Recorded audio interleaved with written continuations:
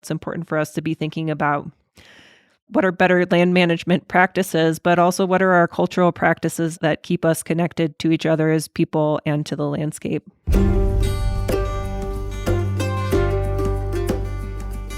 Hey there, this is Louis Wirtz, Editor-in-Chief of On Land. Today, I'm thrilled to share with you my conversation with Sarah Wentzel-Fischer. Sarah is a farmer, a writer, a connector, an advocate, and a friend. Officially, she wears several hats. She is the Executive Director of the Quivira Coalition, an organization focused on building soil, biodiversity, and resilience on Western working landscapes. And Sarah raises pigs and makes compost with her partner on Polk's Folly farm in northern New Mexico. Farmers in New Mexico elected Sarah to represent them on the board of the Rocky Mountain Farmers Union. We talk a little bit about what that means for Sarah's involvement in farm bill negotiations and other advocacy work related to that role in our conversation. But most of our conversation focused on the upcoming Regenerate Conference. Quivira organizes the annual event together with American Grassfed and Holistic Management International. This year, it's taking place November 1st to 3rd in Santa Fe. Western Landowners Alliance is a sponsor of the event, and the On Land podcast will be there, recording content and sharing stories in a planned Podcaster's Corner. Sarah and I talked about the theme of this year's event and some of the highlights for both of us on the agenda. If you haven't registered yet, it's not too late. And the first day of the conference this year is completely free to attend. I hope you enjoy listening to this conversation with Sarah Wentzel-Fischer as much as I enjoy doing it. On to the show. So, I'm having you on because we are thrilled to be a partner of the Regenerate Conference, which I know Quivira is putting on together with Holistic Management International and American Grassfed.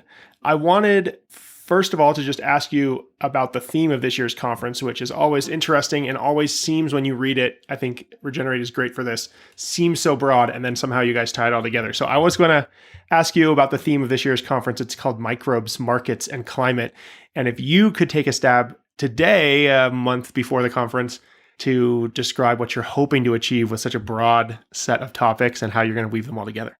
Sure, I am happy to speak to that. In this moment, I am deep in the weeds of conference logistics, so zooming out to talk about what are the big ideas is, we'll see where we go.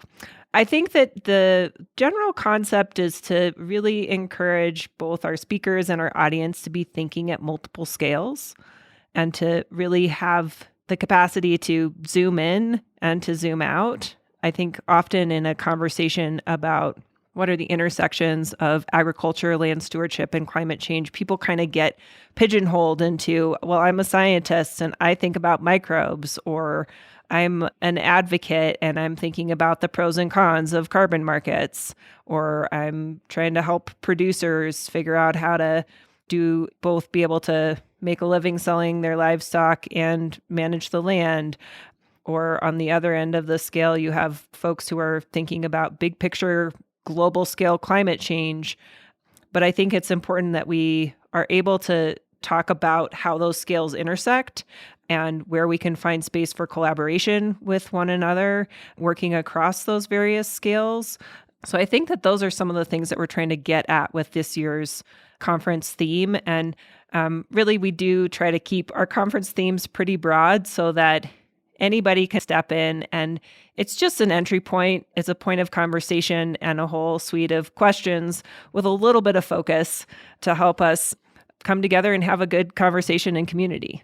I wonder if you could tell me about somebody or some buddies on the agenda that you're excited to hear because they have that ability. That's not an easy thing to do, to go from being able to know something at that microbe or soil surface level and then connect it to something that's as big as climate change in your own mind or daily work or whatever. And is there somebody on the agenda who you're particularly excited because they do that regularly? I think everybody who's speaking at the conference, when we start chatting with them about it, their wheels get to turning and they're like, oh yeah, I actually do work across those multiple scales. Just today, we were talking about Dr. Guzman, who is going to join us from California, and she's doing a whole suite of work around how much biodiversity plays into, and diversity on a particular farm operation play into soil health. But she's also, I think, in looking at diversified farming systems, talking to folks who are working at a lot of different scales, but often are working at a smaller farm scale, meaning that they're accessing different types of markets, and that has intersections with advocacy that's happening for small family farms, for example. So I'm really excited to hear her topic and sort of how she bridges both that human and market-based scale with the work that she's doing with microbes. So she's one that comes to mind. Some other folks I'm really excited about hearing from at this year's conference is Jean Carver. She is the founder and president of Shaniqua Wool Company. She'll be doing a split plenary with Elena Miller-Cooley. And I hope that I said Elena's name correctly. And if I didn't, I'm sorry, Elena. They are both sheep grazers. And Jean is really, I think, focused on and thinking about how she can scale an operation and be engaged in carbon markets. So I think that she's somebody who's really thinking about that big global climate impact and how that plays out day to day on her operation and impacts the markets that she's able to access, and also how there's market value added through her particular business structures. So really excited to hear from her.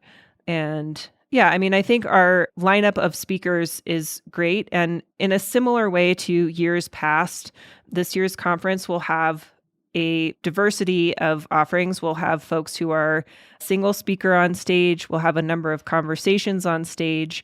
That will be the same as it has been in the past, but some things that we're doing that are different and new this year at the conference.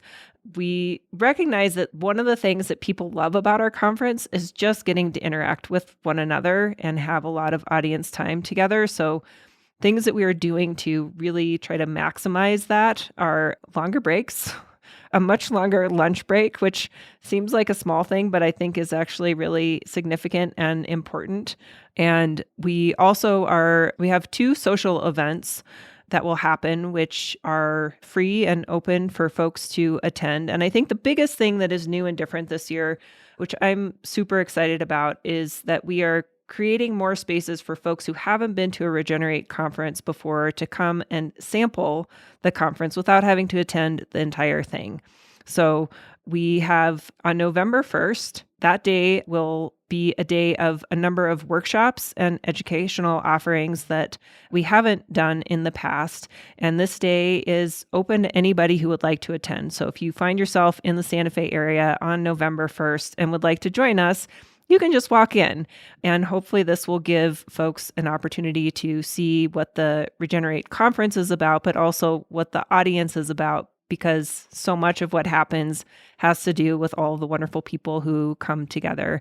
I think the last thing I'll say about that is one of the things that I love about our conference is that I can rely on the fact that there's as much knowledge and expertise and experience in the audience as there is on stage, probably more.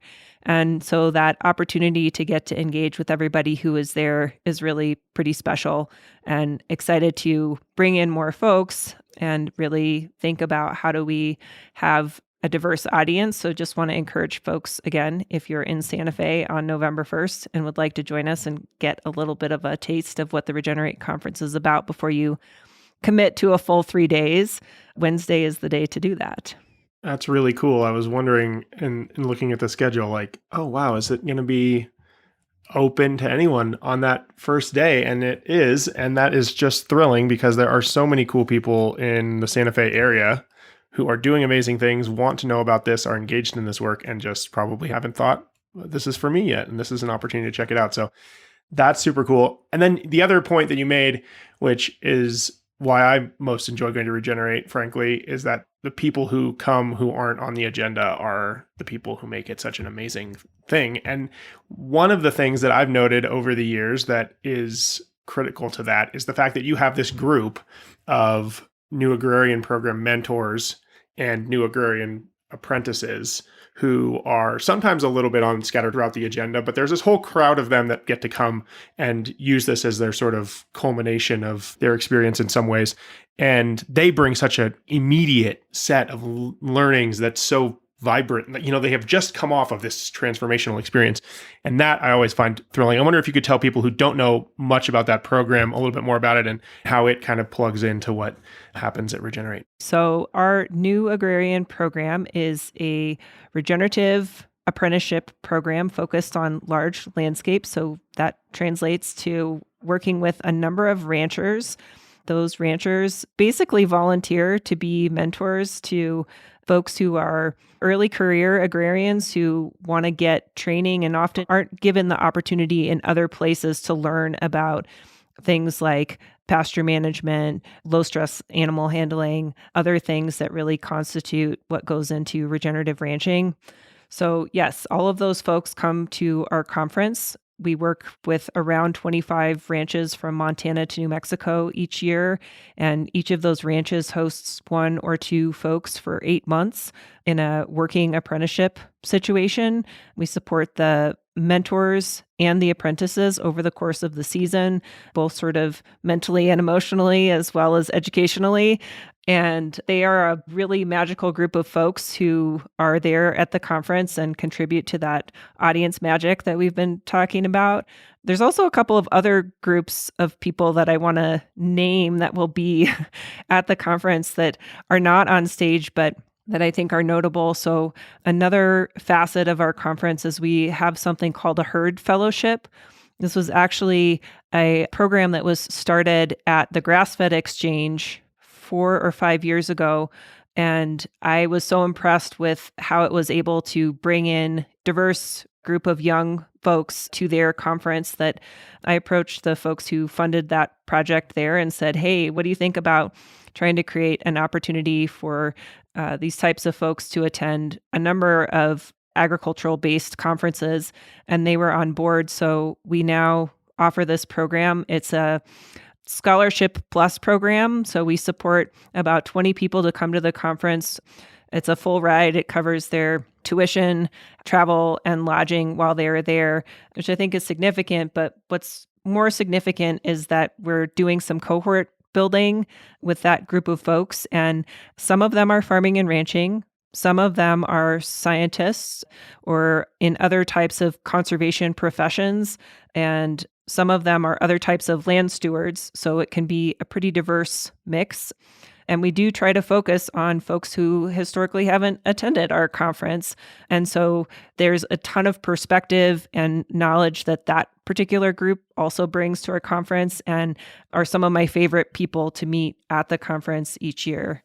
So yeah, we have a variety of different groups that often don't get visibility on the stage, but really, I think, make the Regenerate conference special.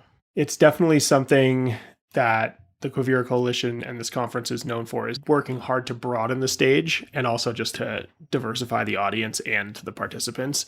I know that's been a conscious effort and particular passion of yours in the leadership of the conference. Is there anything else you want to say about like how that informs what you guys are trying to do at this year's event?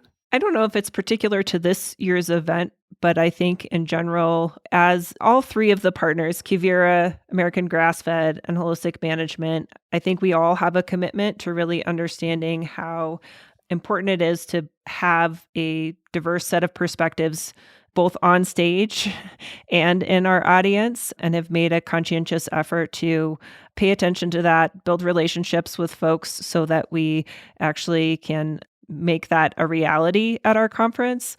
And I think that for me, this maybe even connects back to our conference theme, which is when you have diverse knowledge and cultural perspectives on land stewardship and experience, that type of diversity actually contributes to diverse agricultural practices, which contributes to diversity on the landscape, which then means we have more diverse microbes and the whole system just functions better, in my opinion.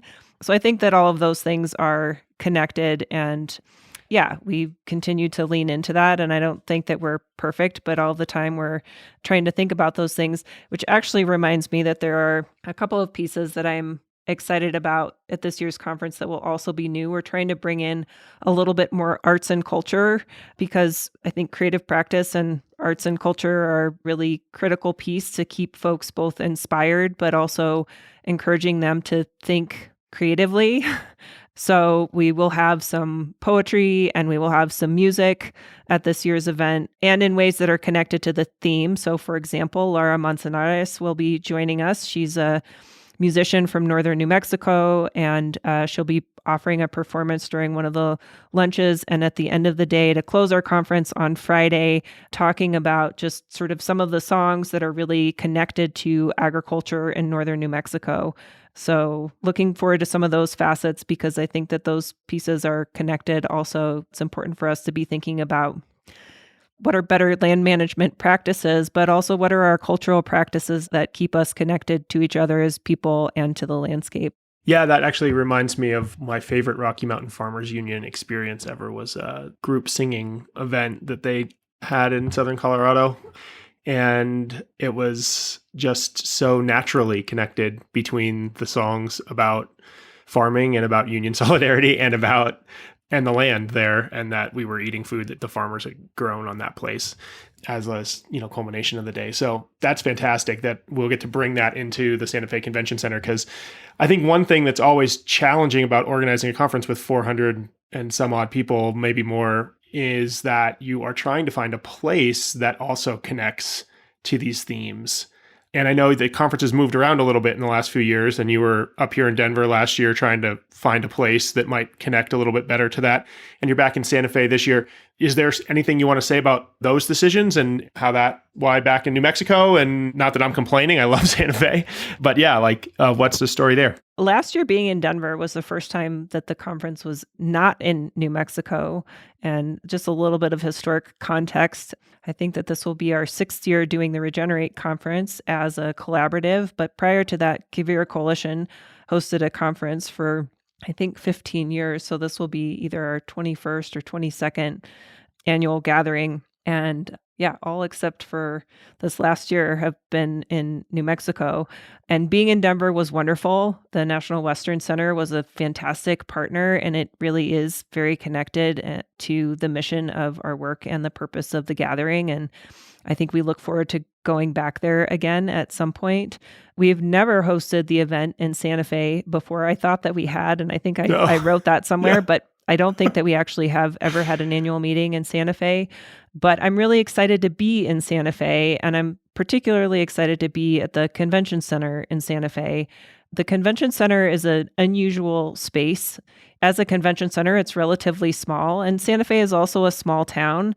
That's one facet that I really like about being in Santa Fe, is that Santa Fe has so much to offer, and it's all within walking distance. So I think that will be a real benefit to folks who are coming in from out of town and from out of state. But the Convention Center also was a Pueblo village, and just prior to being the Convention Center, a high school. And when they started to build the Convention Center and do some necessary excavation, they learned that it was built on a Pueblo village, and it actually put a pause on construction of the Convention Center for a number of years while they sorted it out. But it has some interesting facets. For example, there is a plaza in the center of the Convention Center, which is beautiful. It's an outdoor space that I'm really excited for folks to get to spend time in. And hopefully it's not a blizzard. You never know at the beginning of November. Yeah. But they're not allowed to put a hard paving surface. So it's a brick pavement there, and they can't build any permanent structures there. And that's an agreement that they have with several of the tribes who are involved in the rematriation of some of the materials and decision-making around what happened on that particular site. It also is just adjacent to what used to be the waterway of the Santa Fe River. So there's a beautiful sculpture of fish swimming that's just adjacent to the Convention Center. So there's lots of pieces of history of this particular place that I think are really connected to a lot of the things that we like to talk about during this conference. So while we are in the middle of Santa Fe, we're not sort of close to a farm the way we were 2 years ago when we were at Old Town Farm in Albuquerque. This site, I think, has a lot to offer and a lot for folks to chew on and think about in terms of transformation of land over time and land stewardship. Yeah, that's really exciting. I've realized that you're right. I've never been to a Regenerate in Santa Fe. And I think I've been, other than 2 years ago, I'd been to all of them that since the conference has been produced jointly. So I'm getting more and more excited to attend, and which is the point of the conversation. One more thing that I was really excited to see on the schedule that I thought maybe you could talk about, and I'm really excited to go to these sessions, is that there's a couple of sessions that are focused on agroforestry, and one in particular that's on agroforestry in the Southwest, which I think might be a surprise to some people who are coming from farther away, and also just in general, agroforestry. When I've seen it on agendas or been to sessions about it in conferences on sustainable agriculture or regenerative agriculture, they tend to be people talking who are practicing it in the East Coast where there's lots of rain and trees grow fast.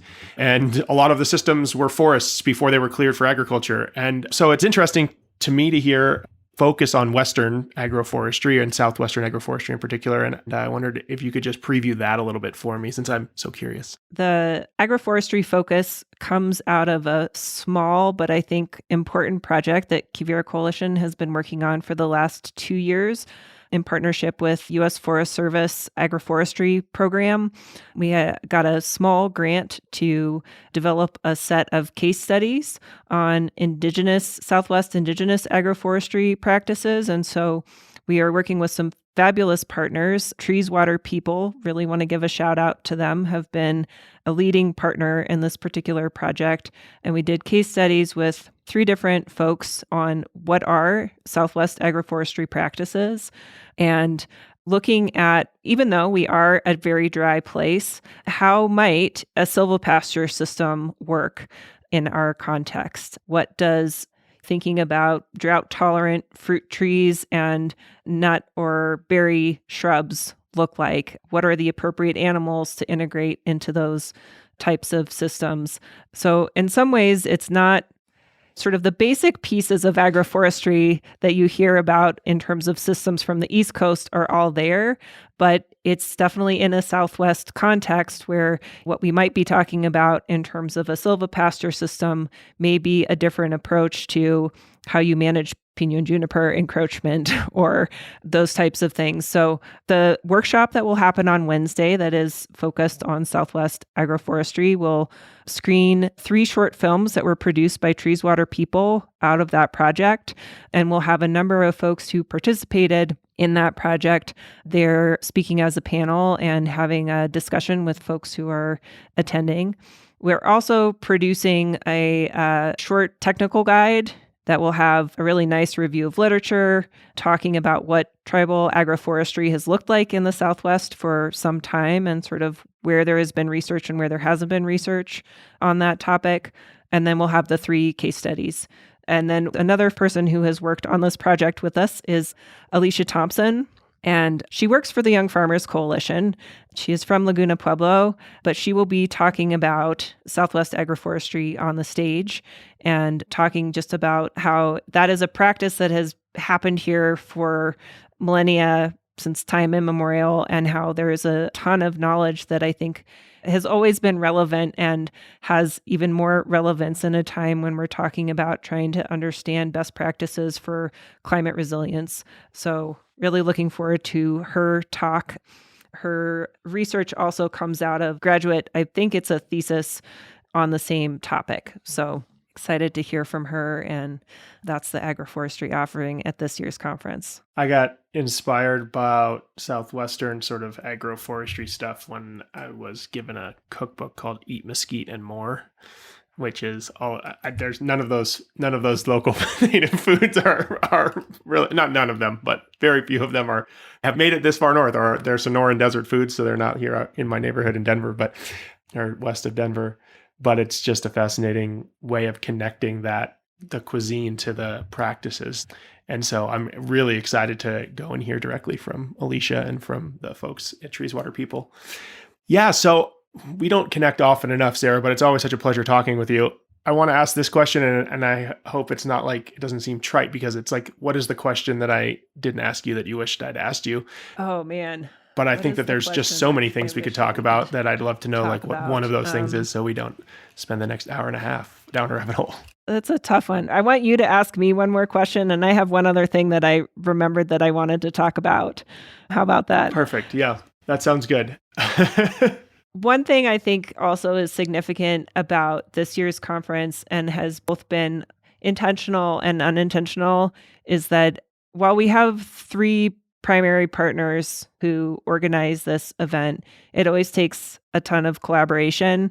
But we often have talked about what are the ways that we can bring in other partners. And that full day on Wednesday for me has been pretty special because that is a space where we actually have brought in other partners. So we have a whole suite of presenting sponsors that we have the Rodale Institute and American Farmland Trust and Trees, Water, and People and the Southwest Grassfed Livestock Alliance and so many others. And it's just, to me, a real pleasure to find a way to deepen connections with other organizations and bring them into the mix in the hopes that it is an event that is not just a Quivira event, but is an event that is held by a broader community of folks who are doing this work.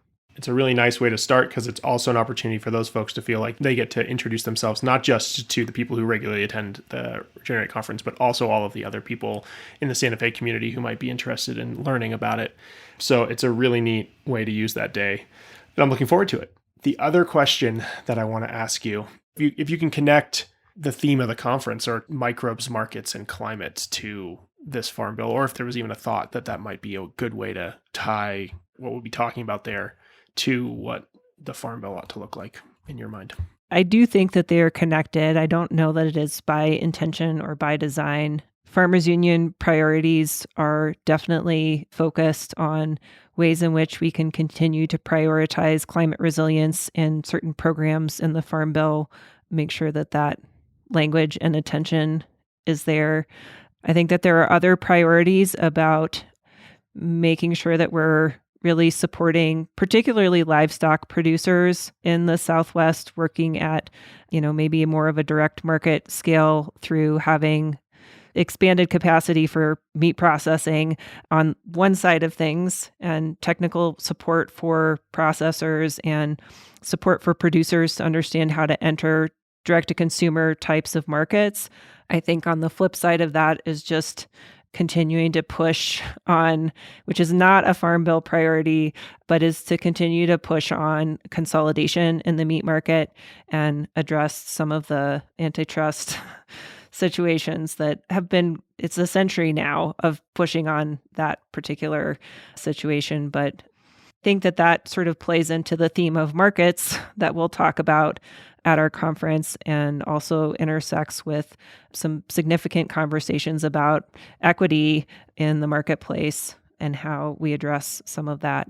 I think another big priority is encouraging USDA to be thinking about water differently, which I think is connected to the conversation about how do we prioritize climate resilient agriculture. And it used to be that the Southwest was the only place that would say, hey, what about water? And it seems like increasingly most places are waking up to how much their water resources are impacted in one way or another by climate change. And so I think that that will be real important in the coming Farm Bill and is definitely a Rocky Mountain Farmers Union priority to be thinking about how are we thinking about how much water we actually have, how are we measuring that, how are we distributing it equitably, and how are we balancing different types of priorities like ecosystems, agriculture, and urban spaces.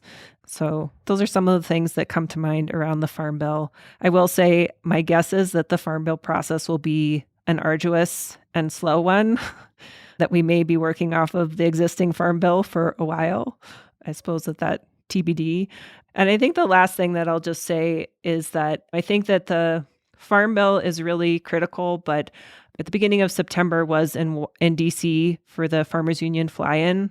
And I think maybe more so than other years, heard folks who are in more bureaucratic positions, permanent positions within different agencies talking about the need to be thinking across agencies and finding partnerships both within the USDA across sub-agencies, and then also thinking about how does the EPA, for example, work with the USDA, or how does the Department of Interior interfacing with the USDA? Because particularly in the West, land issues really rely on all of those agencies in pretty substantive ways because we have so much public land. And it was new and it was kind of refreshing. And I don't know that that will have implications in the Farm Bill, but I think that that's really important and was great to hear those different agencies talking about finding ways to have better dialogue and ideally better communication and potentially collaboration with one another.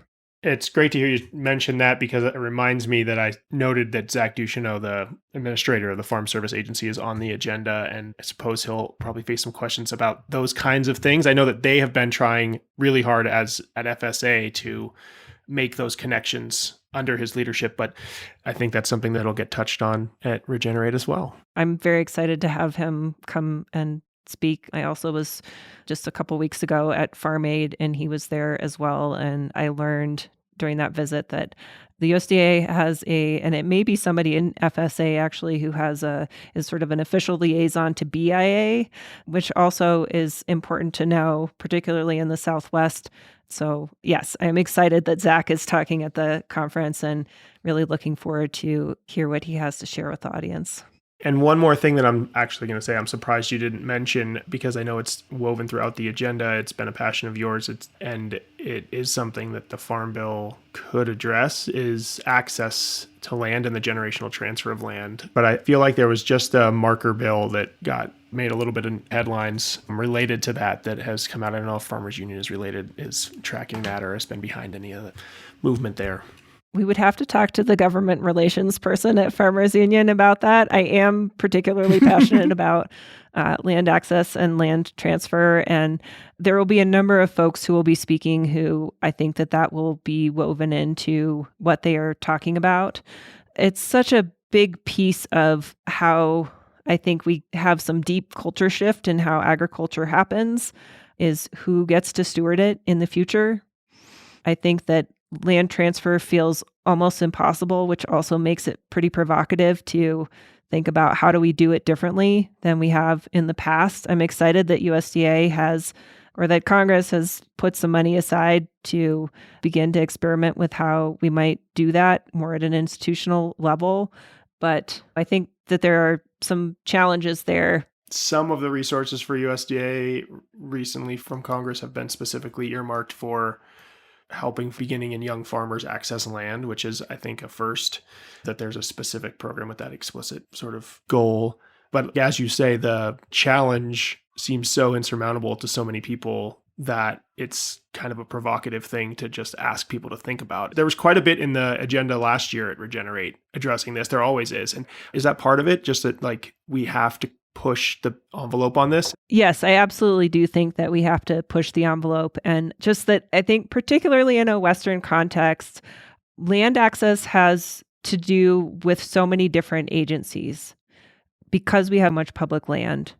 And I don't think that public land agencies have really been invited into the conversation about land access in a meaningful way. And particularly on this podcast and with this audience, I feel like planting that seed could be important and significant, which is how are we thinking about land access in a Western context where the next generation of folks doing land stewardship, it may not be part of their reality to buy a ranch and manage it as exclusively private land.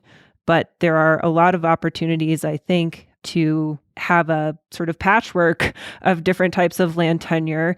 And if we really want to create systems where that next generation can step in and have access to land and get the support that they need around land stewardship, we need to be inviting folks like BLM and the Forest Service and our state land offices to the table in discussions about what the future of land access looks like. Yeah, that's been an overlooked component of this, for sure, and a huge opportunity when you put it that way about how much those agencies actually do functionally decide who manages land and can participate in agriculture in the West. So that's a very cool point. And I'm very much looking forward to talking with you and with all kinds of other people at Regenerate in a month in November in Santa Fe at the convention center about all of this stuff.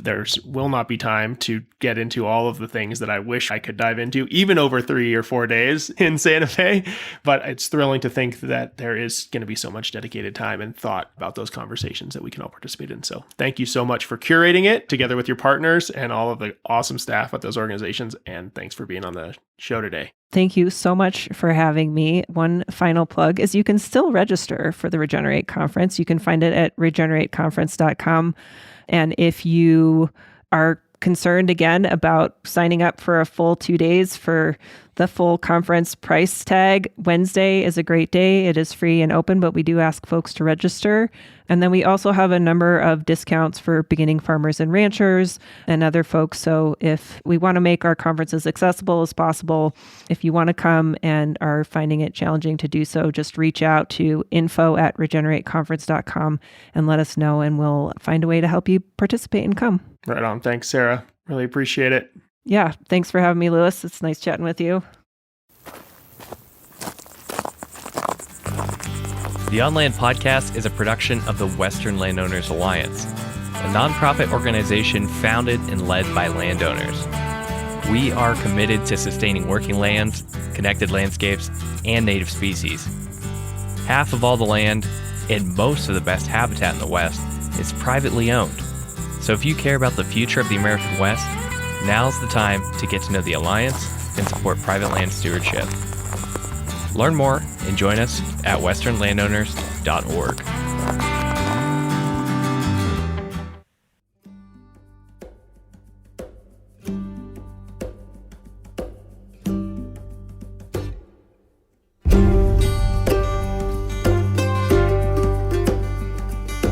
Lewis here again. Thanks for listening to my conversation with Sarah Wentzel-Fischer. For information about how to register for the Regenerate Conference and links to some of the other cool things we talked about, head over to onland.westernlandowners.org/podcast. Complete show notes and a transcript of this episode, as always, are available there. I'll see you in Santa Fe.